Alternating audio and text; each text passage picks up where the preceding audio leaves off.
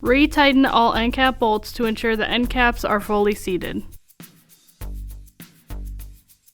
Lubricate all surfaces of the gasket with the silicone lubricant provided to ensure easy assembly and closure re-entry.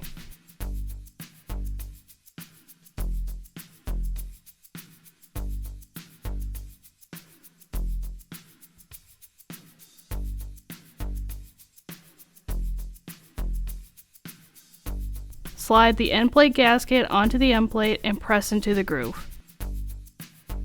Make sure the foot of the gasket is fully seated in the groove of the end plate. Work the gasket into the groove.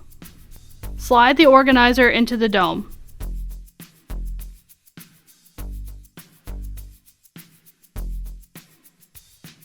Compress the end plate into the dome and guide it into the collar channel.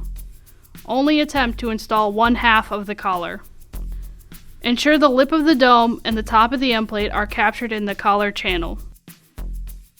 Install the other half of the collar and engage the latch. Secure the collar with the nylon pin.